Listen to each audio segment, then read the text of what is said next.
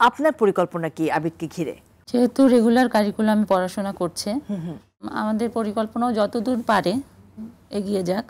আর যেহেতু ভালো ছবি আঁকে এবং ছবি আঁকার প্রতি ওর একটা আগ্রহ আছে, তো আমরা চাইবো যে ও ভবিষ্যতে এটা নিয়েই কাজ করুক, একজন দক্ষ চিত্রশিল্পী হোক।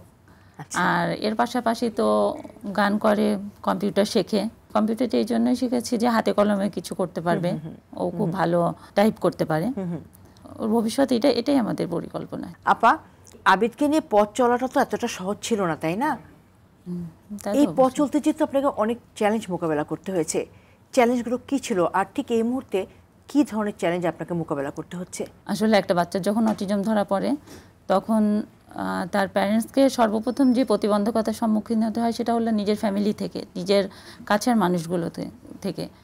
তো এই কাছের মানুষগুলো কেন জানি কিছুতেই মেনে নিতে পারে না এই বাচ্চাগুলোকে, বিশেষ চাহিদা সম্পন্ন বাচ্চা, এর আচরণগুলোকে বিভিন্ন নানারূপ মন্তব্য করে।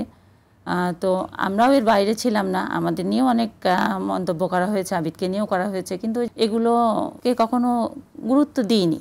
যত বেশি মন্তব্য করা হয়েছে, যত বেশি প্রতিবন্ধকতার সম্মুখীন হয়েছে, তত বেশি জেদটা আরও চেপে বসেছে যে আজকে আমার ছেলেটাকে নিয়ে আপনারা লজ্জা পাচ্ছেন বা ওর পরিচয় দিতে লজ্জা পাচ্ছেন, ওকে নিয়ে বের হতে লজ্জা পাচ্ছেন, তো একদিন আমি এই বাচ্চাটাকে এমন জায়গায় নিয়ে যাব যখন আপনাদেরই গর্ব হবে। তো এই জিনিসটা সবসময় আমাদের ভিতরে কাজ করেছে।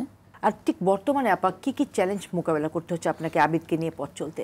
অটিজম সম্পন্ন শিশুদের তো অনেক লালন পালন অনেক ব্যয় সাপেক্ষ, এদের বিভিন্ন থেরাপি দিতে হয়। স্পেশাল নিড বাচ্চার জন্য স্পেশাল নিড টিচার রাখলে সেখানেও একটা বড় খরচ আছে। তারপর আবার স্কুলেরও একটা খরচ আছে। সব কিছু মিলিয়ে একটা বড় অংশ ওর পিছনে আমাদের ব্যয় করতে হতো। স্বাভাবিক। তো সেই ক্ষেত্রে আমি আবিদের বাবাকে কখনো না বলতে শুনিনি। মানে আমি যখন যেখানে যেতে চেয়েছি, যখন যেটা করতে চেয়েছি, সে একবারেই আমাকে সাপোর্ট করেছে, সমর্থন দিয়েছে, সব বিষয়ে সহযোগিতা করেছে সে। আবিদের যেহেতু ও কথাগুলো খুব সুন্দর করে গুছিয়ে বলতে পারে না, ওইটার দিকে গুরুত্ব দিচ্ছি যে নিজের কথাগুলো একটু সুন্দর করে গুছিয়ে বলতে পারুক। আর ওর মধ্যে যেহেতু অস্থিরতাটা আছে, অস্থিরতা কমানোর যেই জিনিসগুলো এক্সারসাইজ, সেগুলোর প্রতি বেশি গুরুত্ব দিচ্ছি। আর যোগাযোগে সীমাবদ্ধতা রয়েছে আবিদের, বড় ধরনের একটা সীমাবদ্ধতা রয়েছে। এটা দেখতেই পাচ্ছি। আবিদ কিন্তু আসলে না ডাকলে বা ওকে জোর না করলে তাকিয়ে কথা বলছে না। আর ও যদি কোনো কিছু প্রয়োজন হয় তখনই ও এসে কথা বলে। কেন আমার সন্তানটি অটিজম বৈশিষ্ট্য সম্পন্ন সন্তান হলো, কেন আমার সন্তানটি স্বাভাবিক বা সাধারণ শিশুদের মতো হলো না, এই ভাবনাটা কি কখনো মনে এসেছে? একেবারে আসেনি তা না। যখন আমার মেয়েদের স্কুলে যাই, ওর পাশেই তো আদমজি, তো তখন খুব ফিল করি যে আমার ছেলেটা যদি সুস্থ হতো, মেয়ে দুইটা শহীদ আনোয়ারে পড়ে, ছেলেটা আদমজিতে পড়তো, অনেক ভালো লাগতো। ওর বয়সী ছেলেগুলো যেভাবে হেঁটে যায়, মজা করে, খেলা করে, তখন একটু খারাপ লাগে আমার। কিন্তু ভালো লাগার জায়গা এটাই যে আমার ছেলেটা যদি অটিজম বৈশিষ্ট্য সম্পন্ন না হতো, তাহলে এই হাজারো মায়ের কষ্টটা আমি বুঝতাম না। আমি তো জানতামই না যে অটিজমটা কী। তখন আমরা যেই প্রতিবন্ধকতাগুলোর সম্মুখীন হই, আমিও হয়তো অন্য মাকে সেই রকম পরিস্থিতিতেই ফেলতাম, কারণ আমি তো অটিজম সম্পর্কে কিছু জানতামই না। তো এটা আমার খুব ভালো লাগে যে আল্লাহ আমাকে এরকম একটা সন্তান দিয়েছে বলেই আমি জানতে পেরেছি যে আলাদা একটা জগৎ আছে এদের, বা এরকম অটিজম বৈশিষ্ট্য সম্পন্ন বাচ্চা, এদের মায়ের কষ্টটা কি, সেটা আমি এই বাচ্চাটার মাধ্যমে বুঝতে পেরেছি।